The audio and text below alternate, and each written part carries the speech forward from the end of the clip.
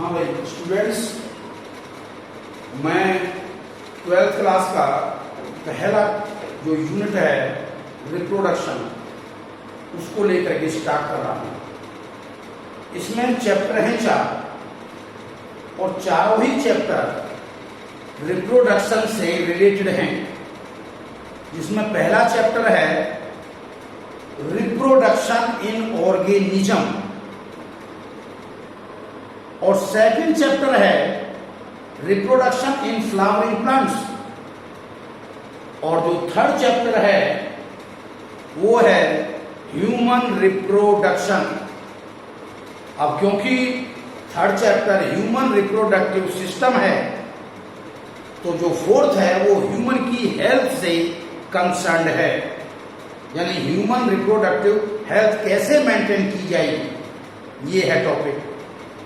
Actually में क्या होता है, ये जो रिप्रोडक्शन है ये अपने आप में एक बायोलॉजिकल प्रोसेस है जो कि बहुत ही इंपॉर्टेंट प्रोसेस होता है, क्योंकि इसके बिना लाइफ परपीचुएट नहीं करती है। इसलिए आप जो है, क्योंकि आप स्टूडेंट हैं बायोलॉजी के, या हम कहते हैं लाइफ साइंस भी कहते हैं। ये है क्या एक्चुअली में? बायोलॉजी जो है it is the story of life on the earth, यानी ये वो स्टोरी है जो अर्थ पे है, ये है बायोलॉजी। तो इस स्टोरी को पूरा करने में जो रोल है वो रिप्रोडक्शन का है। वो रोल किसका है? इस स्टोरी को पूरा करने में जो स्टोरी हो रही है over this earth, over this globe, उसको कौन पूरा कर रहा है? रिप्रोडक्शन।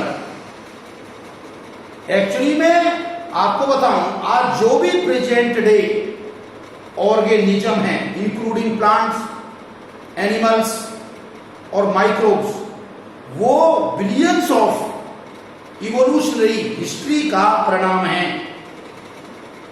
यानी कभी कभी लाइफ अर्थ पर जो आई होगी वो सिंगल सेल के रूप में रही होगी, और जब वो सिंगल सेल के रूप में रही होगी तो बाद में उसने अपने आप को डाइवर्सिफाई किया होगा, और डाइवर्सिफाइड होने के बाद उसमें कुछ चेंजेज आए होंगे, और वो चेंजेज टाइम टू टाइम परपीचुएट हुए होंगे, और परपीचुएट होने के बाद वो अडेप्ट हुए होंगे ओवर द अर्थ। तो इसमें इस पूरे सीक्वेंस में जो अभी मैंने बोला, इसमें reproduction plays the very important role. पर इस ड्यूरेशन ऑफ टाइम में बहुत सारे इंडिविजुअल मर जाते हैं और नए नए आते हैं। जो नए आते हैं वो पहले वालों के ऑफस्प्रिंग होते हैं, और यही ऑफस्प्रिंग फिर ग्रो करके मैच्योर होकर के रिप्रोड्यूस करते हैं, वो खुद फिर मर जाते हैं, और ऑफस्प्रिंग सेम काइंड की कंडीशंस परपीचुएट करती हैं जनरेशन आफ्टर जनरेशंस। तो इसका मतलब क्या हुआ कि इंडिविजुअल्स मरते हैं, स्पीसीज या रेस नहीं मरती। स्पीसीज या रेस जो मरती हैं, या उनके अंदर जो एक्सटिंक्शन होता है वो मास एक्सटिंक्शन हो सकता है, जो कि एक नेचुरल प्रोसेस होता है। जैसे आपने सुना होगा कि कभी पृथ्वी पे डायनासोर राज करते थे। अरे भैया, वो डायनासोर का युग था। फिर ये डायनासोर एक मास एक्सटिंक्शन से, नेचुरल प्रोसेस से एक्सटिंक्ट हुए, और उनके बाद मैमल्स आए, और ये जब हाईली इवॉल्व हो गए तो उसमें प्राइमेट्स आए। उन प्राइमेट्स में ह्यूमन हाईएस्ट ऑर्डर पे प्लेस्ड हैं, यानी टॉप पे हैं। तो ये जो सारी प्रक्रिया है, इस ड्यूरेशन में आपने नोट किया होगा कि generally species under normal circumstances extinct नहीं होते। जो मरते हैं वो इंडिविजुअल्स मरते हैं, क्योंकि इंडिविजुअल्स का एक पार्टिकुलर लाइफ टाइम होता है। जैसे पार्टिकुलर हम मानते हैं ह्यूमंस का जो लाइफ स्पैन है वो 100 ईयर्स है, क्रो का 15 ईयर्स है, क्रोकोडाइल का 60 ईयर्स है, डॉग का 20 to 25 ईयर्स है, राइस का 3 to 4 मंथ है। लाइकवाइज ऐसे भी हैं, आपने देखा है पैरट, इसका लाइफ टाइम जो है 140 ईयर्स भी होता है, जबकि उसी साइज का क्रो होता है जो 15 से 20 साल है बस ओनली। मैं आपको बताऊं, मे फ्लाई होती है, आपको जान के आश्चर्य होगा, उसका जो लाइफ स्पैन है ओनली 1 डे है, ओनली 1 डे। आपने सुना होगा बहुत से प्लांट हैं इनका बहुत टाइम तक होता है, बहुत टाइम तक होता है, बहुत लंबा होता है लाइफ स्पैन, बहुत बड़ा लाइफ स्पैन है। फाइकस बेंगालेंसिस जिसे कहते हैं बरगद का पेड़, आप देखिए 200 साल 300 साल तक। और आपको जान के आश्चर्य होगा, जो फाइकस रिलीजियोसा जिसे हम पीपल का पेड़ कहते हैं, उसका लाइफ टाइम तो 2000 साल तक हो सकता है या उससे भी ज्यादा, पर फिर भी लाइफ टाइम होता है, लाइफ स्पैन होता है। जो बॉर्न इसलिए कहते हैं, जो बॉर्न हुआ है वो मरेगा, नो वन इज इमॉर्टल। आपको एक बात बताऊं, कुछ यूनिसेलुलर ऑर्गेनिज्म ऐसे हैं जो सिंगल सेल के बने हुए हैं, उनमें नो नेचुरल डेथ, या नेचुरल कंडीशन में कोई डेथ नहीं है। ऐसे इंडिविजुअल्स में क्या होता है कि जो पेरेंट होता है वो ही कंप्लीटली डिवाइडेड होकर के ऑफस्प्रिंग बना देता है। ये कैसे होता है, कोई दिक्कत नहीं, आगे हम आपको जब पढ़ाएंगे तो उसमें एक आएगी बाइनरी फिशन। हालांकि फिशन कई प्रकार की होती है, जैसे binary fission, multiple fission. Multiple fission में तो डेथ होती है बच्चों, बाइनरी फिशन में नहीं, क्योंकि बाइनरी फिशन में क्या होता है, एक सेल डिवाइड होकर के 2 डॉटर सेल में डिवाइड हो जाती है, फिर वही अपना साइज पेरेंटल साइज अटेंड कर लेते हैं। ये जो नो नेचुरल डेथ की जो मैं बात कर रहा था, ये उन ऑर्गेनिज्म में होती है जिनके अंदर सोमेटोप्लाज्म कंप्लीटली चेंज हो जाती है जर्म प्लाज्म में। ये मैं आपको थोड़ा सा इंट्रोडक्टरी आइडिया पेश कर रहा हूं, हल्का सा ये बताने के लिए क्या होता है, पर अब हम रिप्रोडक्शन लेके चलेंगे। रिप्रोडक्शन, जैसे कि नाम बता रखा है यहां रिप्रोडक्शन, तो रिप्रोडक्शन का मतलब क्या, what is the meaning of reproduction, what is the aim of reproduction, the kind of reproduction.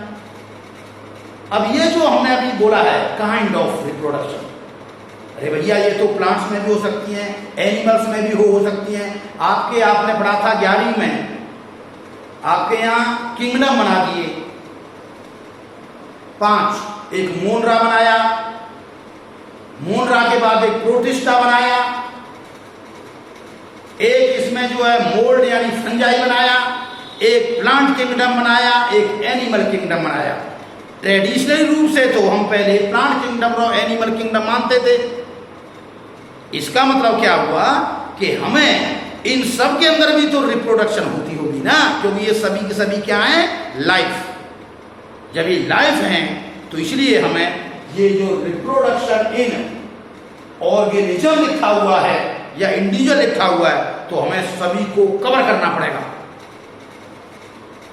तो जब कवर करना पड़ेगा तो हम साइड बाय साइड लेंगे या वन आफ्टर दी अदर लेंगे। तो इस समय सबसे पहले मैं जो आपको बताने जा रहा हूं वो है what do you mean by reproduction. तो रिप्रोडक्शन क्या होता है, actually reproduction it is the ability of the organisms to produce offsprings, यानी वो एबिलिटी जिसके द्वारा कोई ऑर्गेनिज्म ऑफस्प्रिंग प्रोड्यूस करता है। ये जो ऑफस्प्रिंग्स होते हैं ये अपने प्रेडिसर से मोस्ट ऑफ कैरेक्टर में मिल रहे होते हैं। अब वर्ड यूज किया था प्रेडिसर्स। प्रेडिसर कौन होते हैं भाई? जिनसे ये बने हैं, तो यानी जिनसे बने वो कौन है?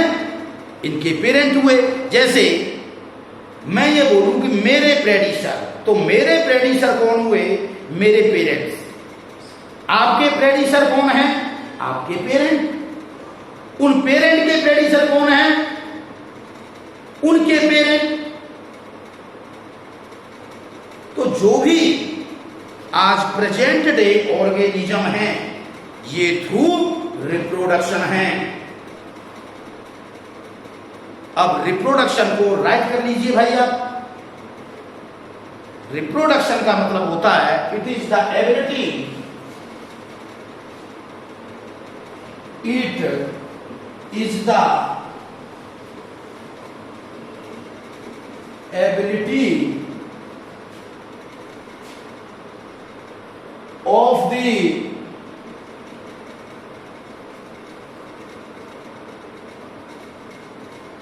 organisms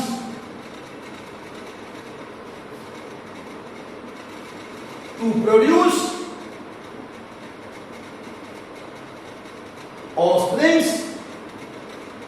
offsprings।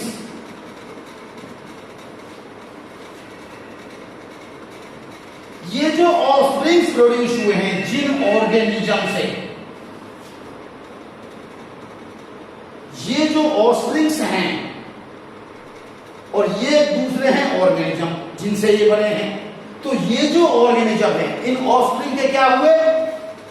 ये ऑर्गेनिज्म क्या हुए? पेरेंट्स। ये ऑर्गेनिजम्स क्या हुए? पेरेंट्स। तो इन पेरेंट्स से ये ऑफस्प्रिंग बन रहे हैं।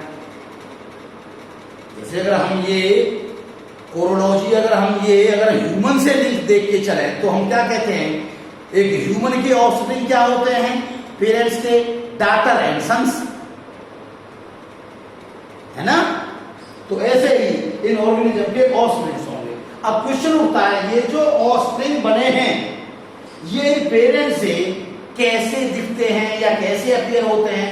तो हम ये कहते हैं दीज ऑफस्प्रिंग्स, आप राइट कीजिए, are similar in these offsprings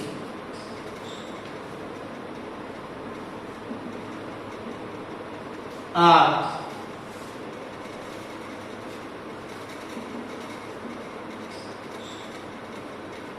similar to their parents in most of characters।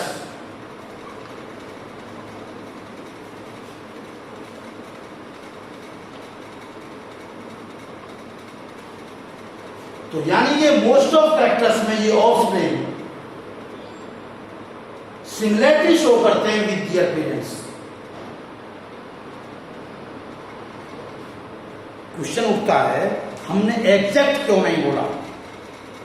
Exact एक पार्टिकुलर सर्कमस्टांसिस में होता है, वो होता है एसेक्सुअल रिप्रोडक्शन में।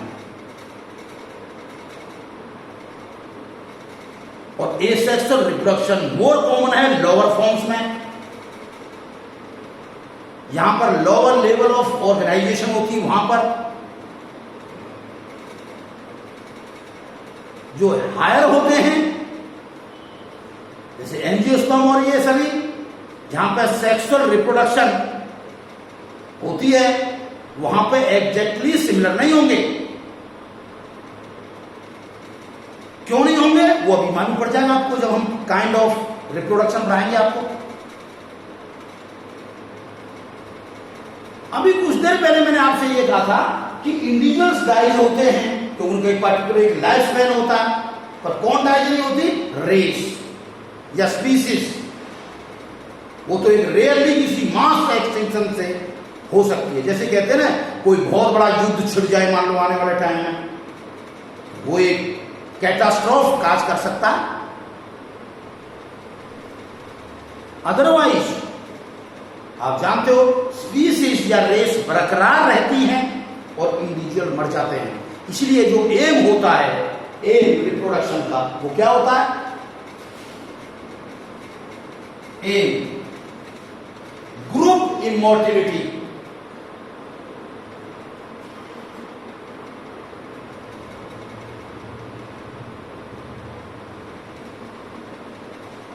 ग्रुप इमॉर्टिलिटी या सर्वाइवल ऑफ द रेस और species, survival of the race और स्पीसीज।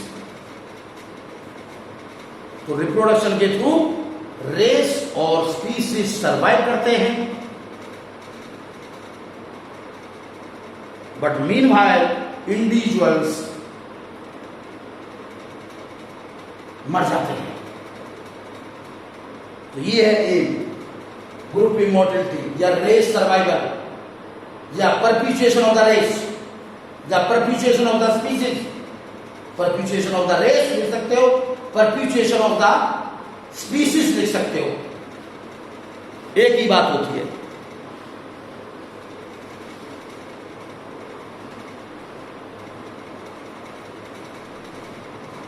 अब मैं आपको बताऊंगा काइंड्स ऑफ रिप्रोडक्शन।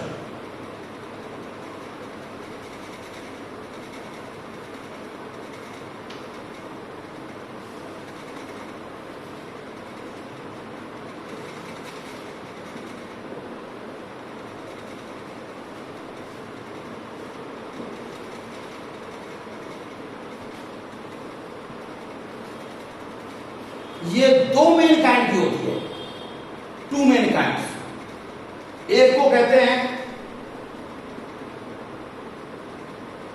एसेक्सुअल और दूसरी को कहते हैं सेक्सुअल रिप्रोडक्शन।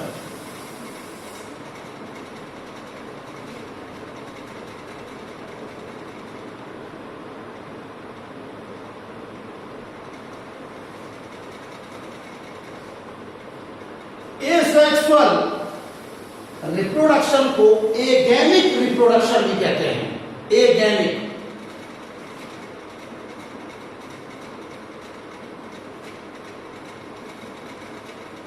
और सेक्सुअल रिप्रोडक्शन को गैमिक रिप्रोडक्शन भी कहते हैं।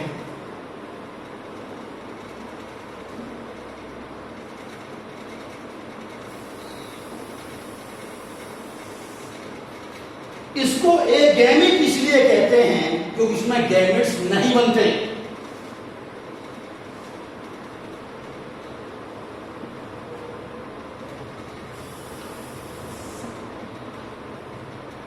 No gamete formation. इसमें gamete formation and gamete fusion होता है या गैमेट की यूनियन होती है।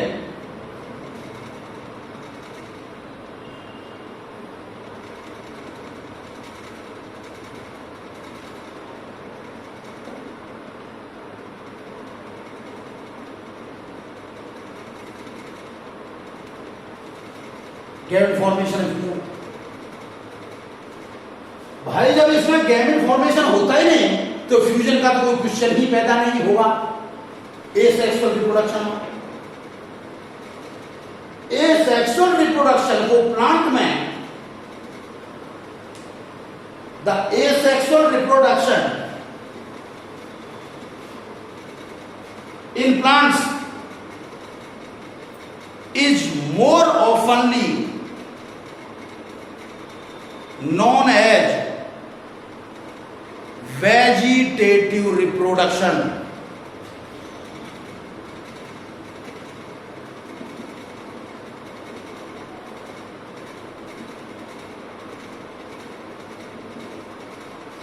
तो प्लांट्स में इसी को वेजिटेटिव रिप्रोडक्शन कहते हैं। इसके केस में आपने देखा सेक्सुअल रिप्रोडक्शन में तो जो रिप्रोड्यूसिंग बॉडीज हैं वो हैं गैमेट्स। वो गैमेट्स क्या हो सकते हैं? मेल गैमेट या फीमेल गैमेट। फीमेल गैमेट को कहते हैं एग या ओवम और मेल गैमेट को कहते हैं माइक्रोगैमेट या स्पर्म, स्पर्मेटोजोआ। प्लांट मीनिंग को एंथीरोजोइड्स इस नाम से भी बोलते हैं, आपने पढ़ा था 11वीं में। तो भाई इसमें जो है गैमेट्स बन रहे थे, फिर गैमेट की फ्यूजन हो रही थी। क्या हो रही? गैमेट की फ्यूजन। और जैसे ही गैमेट फ्यूजन हुए, फ्यूजन के बाद में क्या बन जाता है? दो काइंड के गैमेट फ्यूजन से जाइगोट बनता है। तो जो जाइगोट बनता है वो दो डिफरेंट काइंड के गैमेट के फ्यूजन से बनता है। जरूरी नहीं है कि हमेशा ही वो डिफरेंट काइंड के हों, दो डिफरेंट काइंड के हों, वो सिमिलर काइंड के भी हो सकते हैं, पर लार्जली रूप से वो डिसिमिलर होते हैं। लो फॉर्म्स में तो वो सिमिलर काइंड के भी होते हैं, पर हायर फॉर्म्स में वो जनरली डिसिमिलर काइंड के होते हैं। यानी दो किस्म के गैमेट्स होते हैं। यानी मैं अगर ये छोटा सा आपको बना के दिखाऊं, ये तो ये इसको मैं एग मान लेता हूं, इसको मैं स्पर्म मान लेता हूं। ये दो गैमेट्स हो गए, ये यूनाइट हुए तो क्या हो गया? ये जाइगोट बन गया। जाइगोट बन गया। जब ये गैमेट्स बने थे यहां पर सेक्सुअल रिप्रोडक्शन में, तो बच्चों उस समय मियोसिस हुई थी। उस समय क्या हुई थी? मियोसिस। उस समय एक मियोसिस हुई थी। तो मियोसिस होने के कारण उनमें क्या बने थे? Gametes in sexually reproducing organism. In sexually reproducing organism through the meiosis, आप राइट कर सकते हैं, through the meiosis in the sexually reproducing organism, through the meiosis the gametes are produced.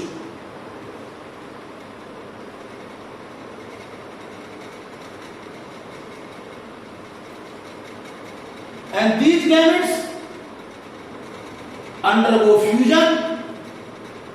These gametes undergo fusion.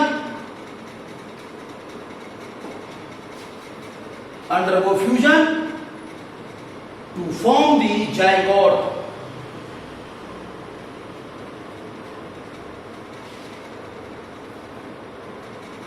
और ये zygote developmental process में जाएगा। किस में जाएगा?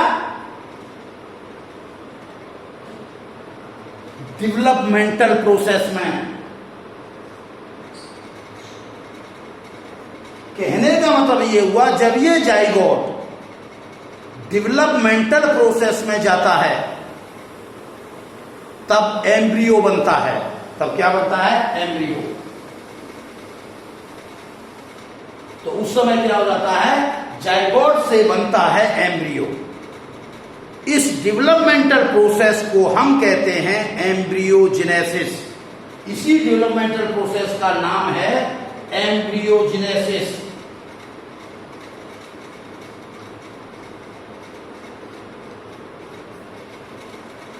इसी डेवलपमेंटल प्रोसेस का नाम है एम्ब्रियोजेनेसिस, यानी फॉर्मेशन ऑफ द एम्ब्रियो।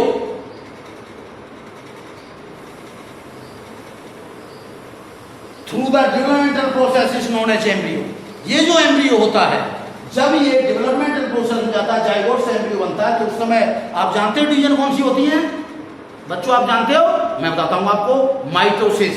कौन सी होती है? माइटोसिस। कौन सी डिवीजन होती है? माइटोसिस। तो ड्यूरिंग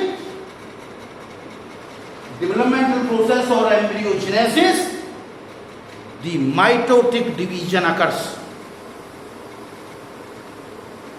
हालांकि वो जो माइटोटिक डिवीजन कह रहे हैं वो स्लाइटली डिफर करती है एग्जैक्ट माइटोसिस से, इसलिए उसको हम क्लीवेज डिवीजन भी कह सकते हैं। क्लीवेज, उसको हम क्लीवेज भी कह सकते हैं, पर कोई दिक्कत नहीं। आज माइटोसिस कहेंगे, कोई भी गलत नहीं कर सकता। आप कहोगे क्लीवेज के द्वारा बनता है तो और एप्रोप्रिएट अपीयर होता है। तो आपने एक बात नोट किया, सेक्सुअल रिप्रोडक्शन के अंदर माइटोसिस एंड मियोसिस दोनों ही प्रोसेस होते हैं। सो देयरफॉर आप राइट कीजिए, ड्यूरिंग सेक्सुअल रिप्रोडक्शन, राइट कीजिए, during sexual reproduction both meiosis and mitosis occurs. Both meiosis and mitosis occurs. Actually, write कीजिए, actually mitosis after zygote formation. After zygote formation. And meiosis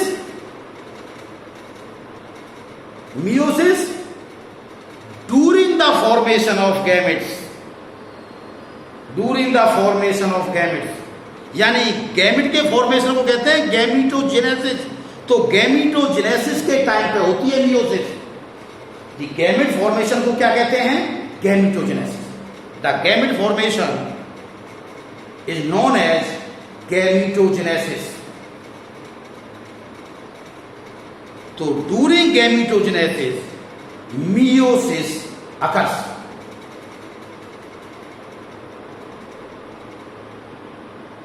अब gametes mainly दो प्रकार के होते हैं, एक sperm और एक एग। कितने प्रकार के होते हैं? दो प्रकार के, स्पर्म एंड एग। जैसे मैंने यहां लिखा था ये स्पर्म एंड एग। तो जो गैमेटोजेनेसिस स्पर्म फॉर्मेशन में होती है उसको बोलते हैं स्पर्म मेटोजेनेसिस। यानी गैमेटोजेनेसिस तो एक कॉमन टर्म है स्पर्म के लिए और एग के लिए। Gametogenesis is the common term for production of both the. Gametogenesis is the common term for production of sperm and egg और ओवा। But the term used for production of sperm is known as, the term used for sperm production is known as spermatogenesis। यानी sperm की production को क्या कहते हैं?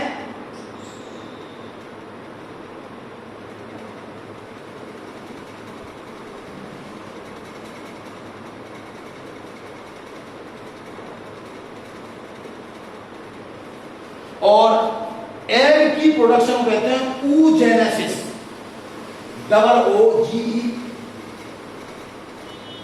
OOGENESIS, oogenesis।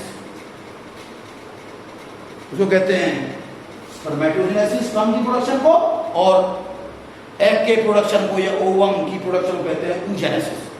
तो ये oogenesis और spermatogenesis actually these two terms fall under a common term gametogenesis. तो उस समय मियोसिस होती थी, समझ में आ गई? और मियोसिस के बाद में, मियोसिस में आप जानते हो क्रोमोसोम नंबर क्या हो जाते हैं? Reduce to the half. During meiosis chromosome number are reduce to the half.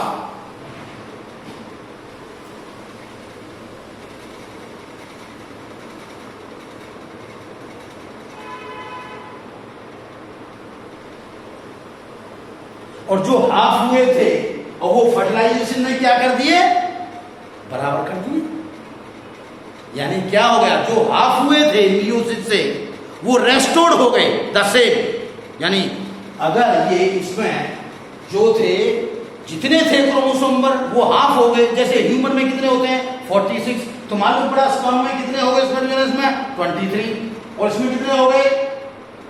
Egg में भी कितने हो गए? 23। और जैसे ही फर्टिलाइजेशन हुई तो वो क्रोमोसोम नंबर फिर से कितने हो गए? 46। यानी chromosome number are to be restored to the same by the fertilization. तो आप नोट कीजिए। तो hence the fertilization which restored the chromosome number to the same as in the individual.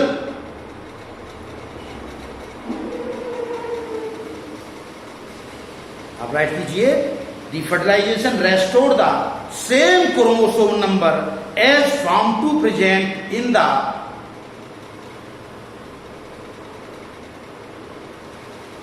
in the concerned individuals.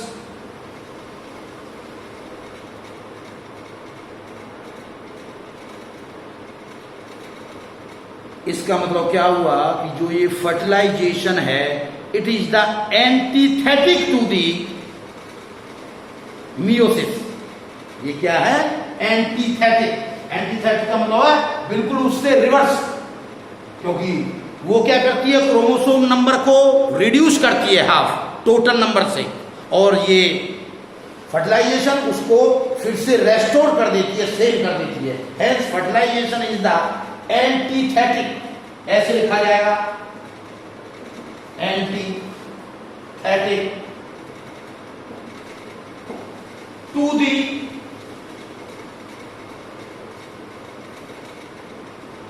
Gametogenesis. Gametogenesis से बिल्कुल उल्टा है, या आप कह सकते हो एंटीथेटिक टू द मियोसिस। तो गैमेटोजेनेसिस में मियोसिस ही तो होती है। गैमेट फॉर्मेशन टाइम पे मियोसिस होती है मोस्ट ऑफन। क्यों? बायोलॉजी में एक बात बता दूं आपको मैं, एक्सक्लूसिव वर्ड या 100% वर्ड कोई नहीं होता, क्योंकि बायोलॉजी एक एक्सेप्शन साइंस है। एक बार एएमयू पीएमटी में आपको बताता हूं मैं, क्योंकि मुझे पढ़ाते हुए करीब 21 साल हो गए बच्चों। मैंने 99 से पढ़ाना चालू किया था पीएमटी में। एवरीवेयर इंडिया में और विदेशों में हर जगह मेरे स्टूडेंट हैं, तो इसलिए मुझे डिफरेंट एग्जामिनेशन का बहुत भारी एक्सपीरियंस है, और मैं उसी बेस का बताता हूँ। ये भी क्वेश्चन था, which science is known as exception science. तो उसमें एक फिजिक्स थी ऑप्शन के तौर पर, एक केमिस्ट्री, एक बायोलॉजी और एक मैथ। उसका आंसर था बायोलॉजी, क्योंकि इसमें हम इसलिए इसे बायोलॉजी में मोस्ट ऑफन, लार्जली, जनरली ये वर्ड्स करेक्ट होते हैं। आई बात समझ में? इसलिए एक्सेप्शन तो यहां हर जगह मिल जाएंगे। जो भी मैं आपको बता रहा हूं अब तक, उसमें एक्सेप्शन तो बहुत मिल जाएंगे, क्योंकि बायोलॉजी खुद अपने आप में एक एक्सेप्शनल साइंस है। फिर पढ़ेंगे कैसे? इसलिए हम उन एक्सेप्शंस को अलग से बताते हैं, जनरलाइज नहीं करते उनका। इसलिए मैंने आपसे ये कहा कि जो गैमेट फॉर्मेशन के टाइम पे मियोसिस होती है, मैं ऐसे भी एग्जाम्पल दे सकता हूं आपको, जहां पर जब गैमेट फॉर्मेशन होगा और वो माइटोसिस से होगा। अगर आपने नाम सुना हो, हनी बी के अंदर एक ड्रोन होता है, वर्ड ड्रोन, जो मेल के लिए कहते हैं, क्योंकि वो जो ड्रोन होता है उसमें क्रोमोसोम नंबर पहले से ही हैप्लॉइड नंबर होते हैं। तो वहां जो स्पर्म बनता है वो माइटोसिस से बनता है, मियोसिस से नहीं। पर वो होता क्या है? एक्सेप्शन में आता है। मैंने आपसे पहले ही कहा था, पर हम एक्सेप्शन को पढ़ाने के लिए थोड़ी बैठे हैं, हम तो आपको बायोलॉजी पढ़ाने बैठे हैं ना। तो बायोलॉजी मोस्ट ऑफ जो काम होगा हम उसको बताएंगे आपको, इसलिए मैंने ये कहा। तो आपने एक बात देखा कि इसमें, क्योंकि इसमें आपने देखा है ये जो स्पर्म और जो एग हैं, इनको हम जर्म सेल भी बोलते हैं। क्या बोलते हैं? Germ cell. Germ cell, germ हम कहते हैं ना, पेरेंट्स और ऑफस्प्रिंग के बीच में जो कनेक्शन होता है वो जर्म सेल का होता है। यानी जो बच्चे होते हैं किसी माँ बाप के, वो पैदा कैसे हुए थे? वो जर्म सेल थी, जैसे sperm cell and egg cell, वो यूनाइट हुई थी, फिर उससे एम्ब्रियो बना था, फिर उस एम्ब्रियो से ऑफस्प्रिंग बना था। अगर आप ह्यूमन को देख के चलें, ऐसे ही आप जो सेक्सुअली रिप्रोडक्शन जहां होता है उसमें देख के चलें, तो उसमें सब में एक कॉमन प्रोसीजर होता है, यानी एम्ब्रियो के बाद में ऑफस्प्रिंग बनता है, फिर वही ऑफस्प्रिंग ग्रो करता है, मैच्योर होता है, और वो फिर खुद रिप्रोडक्शन में चला जाता है। उसके बाद में एजिंग में जाकर के उसके बाद उसके अंदर डेथ हो जाती है। ये एक कंटिन्यूएशन प्रोसेस है और ये चलता रहता है। रेस सर्वाइव करती रहती है और इंडिविजुअल्स डाइड होते रहते हैं।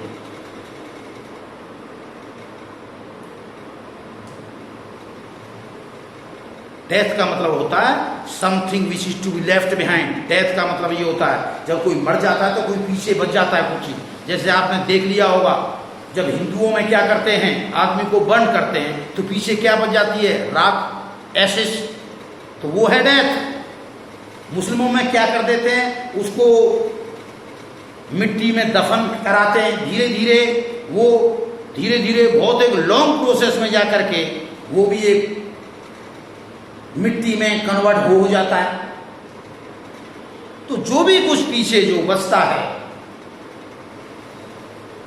इंडिविजुअल के जाने के बाद, जो पीछे बचा वो होती है डेथ।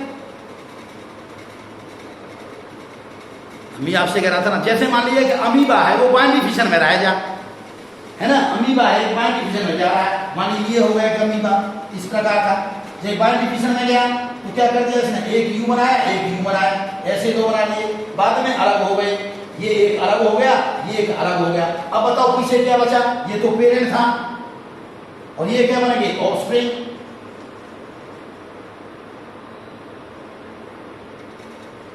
ये दोनों ऑफस्प्रिंग इस पेरेंट के पार्ट हैं। अब पीछे तो कुछ नहीं बचा ना, इसका मतलब यहां पर कोई नेचुरल डेथ नहीं हुई। क्या नहीं हुई, कोई नेचुरल डेथ नहीं हुई, क्योंकि अमीबा क्या है, सिंगल सेल। अमीबा क्या, सिंगल सेल एनिमल या इंडिविजुअल। तो देखिए टूट गया इसमें दोनों में, ये हो गया।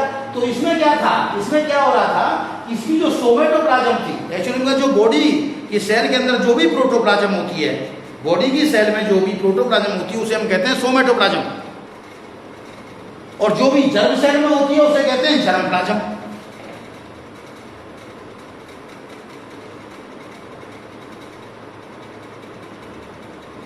सेक्सुअली रिप्रोड्यूसिंग ऑर्गेनिज्म के अंदर ऑफस्प्रिंग्स में और पेरेंट में जो कनेक्शन होता है वो किसके थ्रू होता है, germplasm, and not through the somatoplasm. Somatoplasm तो डेथ होने के साथ ही फिनिश हो जाती है। तो डेथ में जो पीछे बचती है वो क्या बचती है, सोमेटोप्लाज्म। पर सिंगल सेल एनिमल में क्या होती है, पूरी की पूरी सोमेटोप्लाज्म कन्वर्ट हो जाती है जर्मप्लाज्म में। जब पूरी की पूरी कन्वर्ट हो जाएगी तो nothing is to be left behind. और जब nothing is to be left behind means no natural death. आपने सुना नहीं, एक नेचुरल डेथ एक एक्सीडेंटल डेथ। एक्सीडेंटल डेथ का मतलब ये होता है अमीबा को डाल दो, पीएच बदल दो, हर चीज बदल दो, एसिडिक कंडीशन ले आओ, बिजली छोड़ दो, इलेक्ट्रिसिटी, मर जाएगा वो। अब किसी को मारने पर आप तुली गई तो मार तो सकते हो ना। नेचुरल का मतलब होता है अपने आप, जबरदस्ती नहीं की जाए उसके साथ। तो नेचुरल डेथ नहीं होगी अगर वो किसमें जा रहा है, क्योंकि एक अमीबा से दो बने हैं, इसलिए ऐसा जो फिशन है वो क्या, बाइनरी फिशन। बाइनरी का मतलब दो, इसलिए बाइनरी फिशन। तो इसलिए हमने आपसे ये कहा था कि जो बाइनरी फिशन में जाते हैं जो इंडिविजुअल्स, उनके अंदर नो नेचुरल डेथ। क्यों, क्योंकि इनके अंदर था क्या, पूरी की पूरी सोमेटोप्लाज्म चेंज हो गई थी जर्मप्लाज्म में। इसमें चेंज हो गई थी जर्मप्लाज्म में। एक बात और मैं बताना चाहता हूं आपको, सेक्सुअल रिप्रोडक्शन में जब कभी मियोसिस हुई थी, जब गैमेट बने थे, तो उस समय आपको बता दूं वेरिएशंस पैदा हुई थी। आप राइट कीजिए, during gamete formation in the meiotic one stage, in the meiotic one stage, और meiotic one stage में आप जानते हो, आपने 11वीं पढ़ा था ना, जो प्रोफेज की पैकेटिन स्टेज थी, कौन सी स्टेज थी, ब्रैकेट में लिख सकते हो आप। meiotic वन की कौन सी, प्रोफेज। आप लिखिए meiotic की कौन सी, meiotic वन की प्रोफेज, और प्रोफेज के बीच में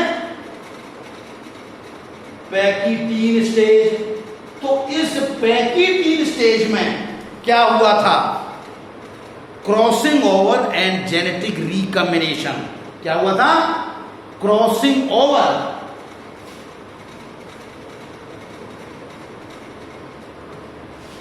एंड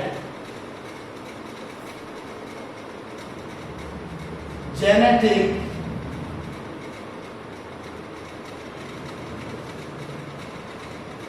रिकॉम्बिनेशन।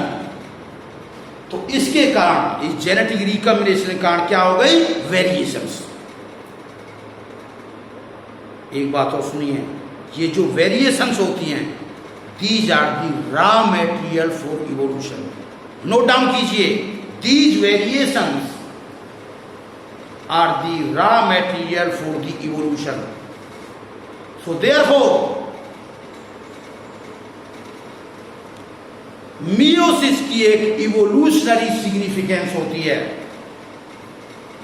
तो जब मियोसिस की इवोल्यूशनरी सिग्निफिकेंस होगी तो सेक्सुअल रिप्रोड्यूसिंग जो इंडिविजुअल्स होते हैं ये वेरिएंट्स शो करते हैं, ये वेरिएशन शो करते हैं। इस पॉइंट से ये मोर या बेटर अडेप्टेड होते हैं as compare to asexual reproducing individuals से। आप लिख सकते हो, इनमें वेरिएशंस पैदा होती हैं और इन वेरिएशंस के कारण ये बेटर अडेप्टेड हो जाते हैं in the ever changing environment because of the sexual reproduction. The variations are generated and these variations help such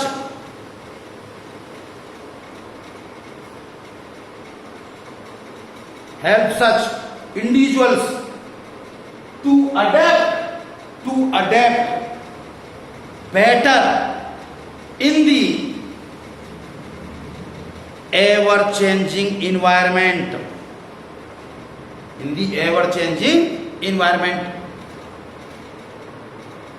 तो इस पॉइंट ऑफ व्यू से सेक्सुअल रिप्रोडक्शन बेटर है in compare to the asexual reproduction. क्योंकि asexual reproduction के अंदर, because in the asexual reproduction के अंदर कोई मियोसिस नहीं होती, therefore there is no meiosis, क्योंकि गैमेट फॉर्मेशन नहीं होता तो कोई मियोसिस नहीं होगी। जब मियोसिस नहीं होगी तो इसमें कोई भी there is no chance of new combination of genes, hence no variants are produced, क्योंकि जो इंडिविजुअल बनेंगे उनको वेरिएंट्स, इसलिए वो वेरिएंट्स नहीं होंगे। Instead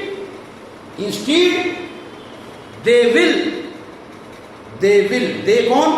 offspring, they will resemble to their parents। यानी जो एसेक्सुअली रिप्रोड्यूसिंग इंडिविजुअल्स हैं उनसे बिल्कुल मिलते हुए होंगे।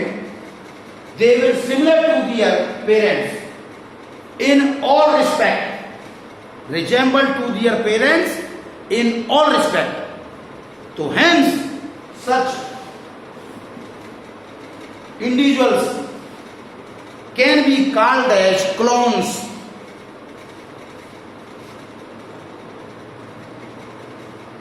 उनको आप क्या कह सकते हो? क्लोन्स। तो ये जो होते हैं एसेक्सुअल रिप्रोडक्शन के अंदर बच्चों, अब मैं एसेक्सुअल पे आ गया हूं। एसेक्सुअल पे क्या होता है? क्लोन्स बनते हैं। अब आप एक बात मुझसे पूछ सकते हैं कि सर इसमें बिल्कुल भी नहीं होगी, कोई भी वेरिएशन नहीं होगी या किसी भी सर्कमस्टांसेस में नहीं होगी। तो मैंने जैसे आपको बताया था, बायोलॉजी में कोई भी चीज तो नाम की चीज होती ही नहीं है। हाँ, इनके अंदर spontaneous mutation can cause the variation. यानी इनमें कौन काज कर सकती है वेरिएशन का? ओनली वन काज होता है, काज हो सकता है। वो कौन है? Spontaneous mutation.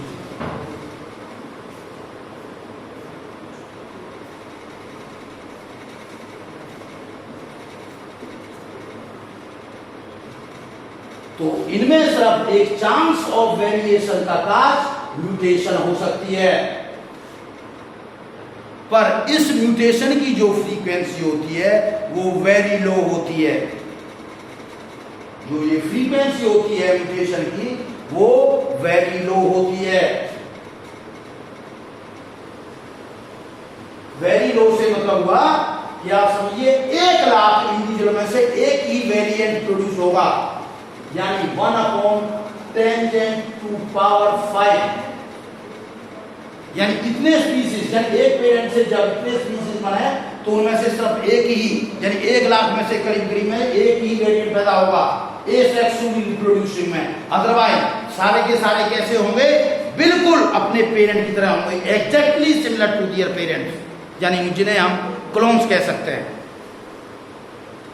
आपको एक बात और बताऊं, टिश्यू कल्चर आज एक नई अप्रोच है जो कि एक एसेक्सुअल मीन्स होता है। टिश्यू कल्चर एक न्यू अप्रोच है to produce the different variety of organisms, particularly for the plants।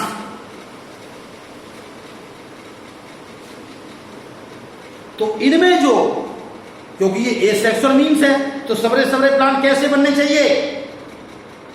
सबरे सबरे प्लांट्स सिमिलर होने चाहिए एग्जैक्टली, यानी वो सभी क्लोन होने चाहिए, पर उनके अंदर एक वेरिएशन पैदा होती है, यही एक म्यूटेशन पैदा होती है, उसको बोलते हैं सोमा क्लोनल वेरिएशंस। तो टिश्यू कल्चर में इन्हीं वेरिएशंस को क्या कहते हैं? सोमा क्लोनल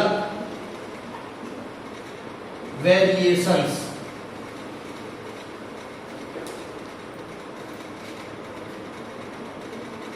एक बात और सुनिए आप, सेक्सुअल रिप्रोडक्शन के अंदर गैमेट्स तो होते नहीं है भैया, रिप्रोड्यूसिंग बॉडी, तो आप कहेंगे फिर क्या होता है ना? बात जायज है कि नहीं है? जब इसमें रिप्रोड्यूसिंग बॉडी गैमेट्स नहीं है, इसलिए इनका नाम पड़ा था एगैमिक रिप्रोडक्शन। सेक्सुअल रिप्रोडक्शन में गैमेट्स थे, इनके नाम पर नाम पड़ा था इनका सेक्सुअल रिप्रोडक्शन का गैमिक रिप्रोडक्शन। तो ये जो एगैमिक था, तो कोई तो रिप्रोड्यूसिंग बॉडी होगी ना यहां पर। तो एसेक्सुअल रिप्रोडक्शन के अंदर, इन एसेक्सुअल रिप्रोडक्शन जो रिप्रोड्यूसिंग बॉडी होती है उसे कहते हैं ब्लास्टोस। क्या कहते हैं? ब्लास्टोस।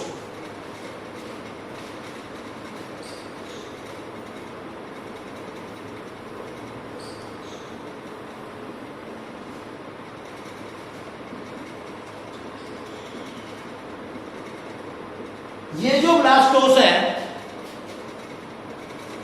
जो एसेक्सुअल रिप्रोडक्शन में बॉडी है, ये क्या हो सकती है ब्लास्टोस? मैं आपको बताऊं, ये पूरी की पूरी पेरेंटल बॉडी हो सकती है। जैसे अभी आपने अमीबा में देखा था ना, पेरेंटल बॉडी थी पूरी की पूरी। इसमें क्या हो सकता है?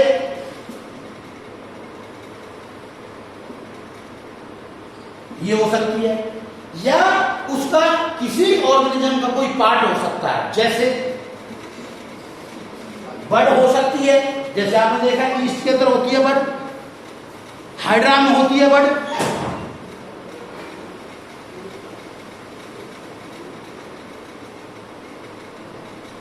ये आपने देखा होगा स्पॉन्जिस में होती है बर्ड। ऐसे ही फ्रैगमेंट्स हो सकते हैं, जैसे सी स्टार, एकांडरमेटा, उनमें फ्रैगमेंट्स हो सकते हैं। तो इन सब को क्या बोलते हैं? ब्लास्टोस। तो ये ब्लास्टोस एक्चुअली में क्या है? ये सोमेटोप्लाज्म है। ये क्या है?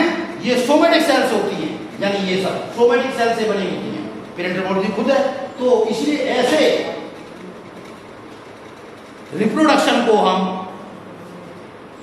सोमेटोजेनिक रिप्रोडक्शन भी कह सकते हैं। क्या कह सकते हैं? इस सेक्शन को सोमेटोजेनिक या सोमेटिक और सोमेटिक रिप्रोडक्शन। जबकि आपने देखा था जो सेक्सुअल था, यहां पे ये जो सेक्सुअल लिखा हुआ है, मैंने देखो बच्चों, यहां देखिए प्लीज, इधर ये जो सेक्सुअल था, इसमें क्योंकि जर्म सेल बनी थी, इसलिए इसको क्या कहते थे?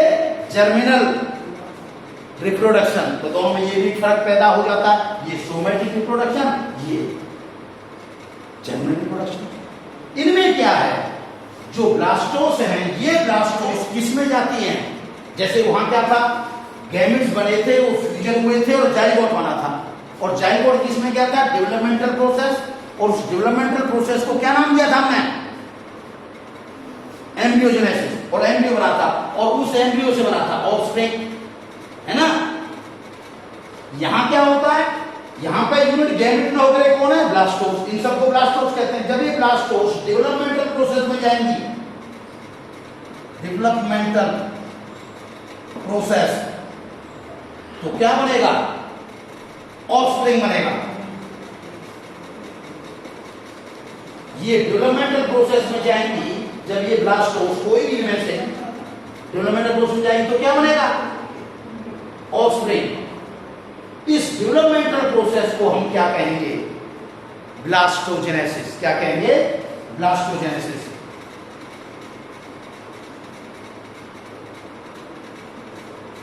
देखो बेटा, ब्लास्टोजेनेसिस को ब्लास्टुलेशन से कंफ्यूजन मत करना। ब्लास्टुलेशन का मतलब होता है फॉर्मेशन ऑफ द ब्लास्टुला।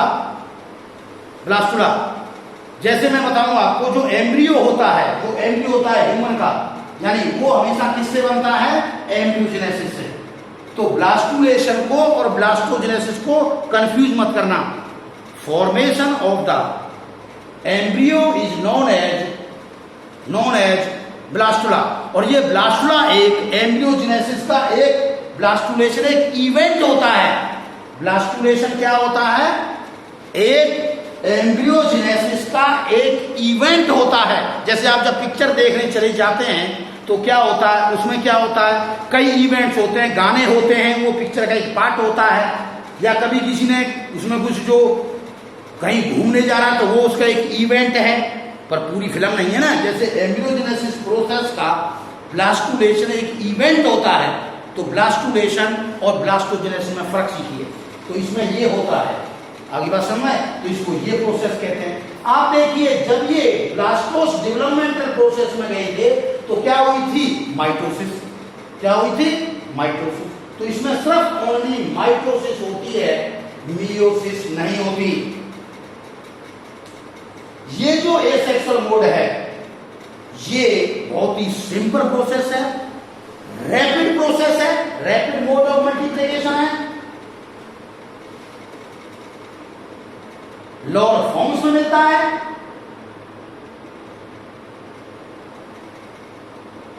और इसके लिए ये जनरली यूनिपेरेंटल, जनरली क्या, ये तो यूनिपेरेंटल होता ही है, इट इज यूनिपेरेंटल, यानी इसके लिए दो पार्टनर्स की जरूरत नहीं होती, क्योंकि एक ही इंडिविजुअल से कोई भी ब्लास्टोस बन सकता है। ब्लास्टोस के पार्ट के रूप में आप जानते हो, रूट भी एक ब्लास्टोस का पार्ट हो सकता है, कोई रूट का पार्ट, स्टेम का पार्ट, लीफ का पार्ट, ये भी हो सकते हैं ब्लास्टोस।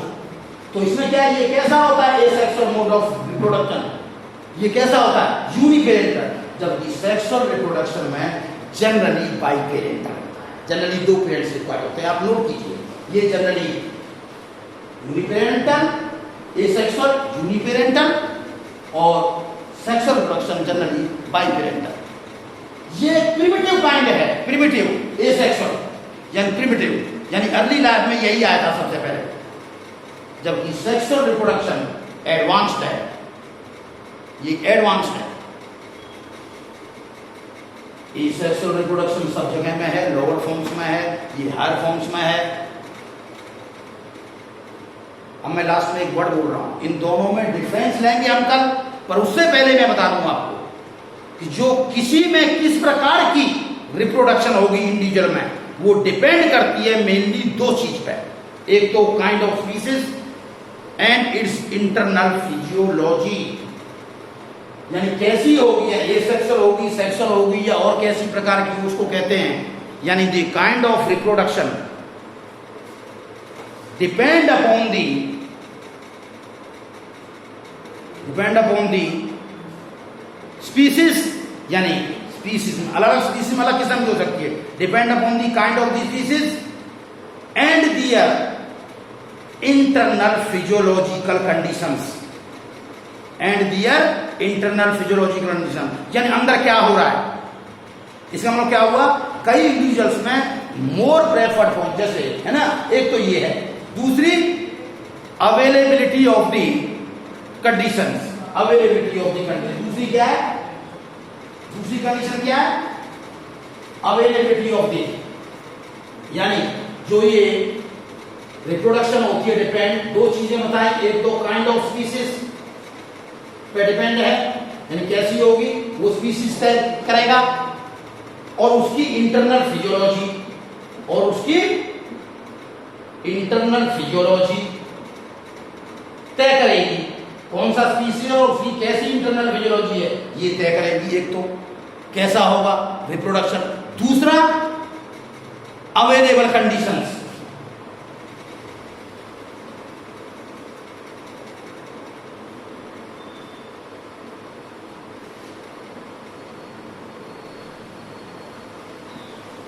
अवेलेबल कंडीशंस, अवेलेबल कंडीशंस का मतलब जिस कंडीशन में रह रहे हैं, यानी हैबिटाट, अवेलेबल कंडीशन मतलब हैबिटाट कैसा रह रहा है। जैसे मैं आपको बहुत शॉर्ट में बात बताऊं, जितने भी ये प्रोटिस्टेंट्स होते हैं, यानी ये सिंगल सेल्ड होते हैं प्रोटिस्टेंट, इनमें जनरली क्या होता है, क्योंकि ये लोअर फॉर्म्स भी हैं, इनमें जनरली एसेक्सुअल मोड होता है अंडर फेवरेबल कंडीशन।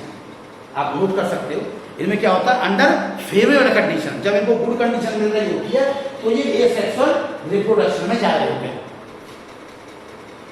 और जैसे ही कंडीशन अप्रोच होती हैं टुवर्ड्स एडवर्स कंडीशन, कौन सी में, टुवर्ड्स एडवर्स कंडीशन, जैसे मैं आपको बता सकता हूं स्लिम मोल्ड, ये भी प्रोटिस्टन है, स्लिम मोल्ड,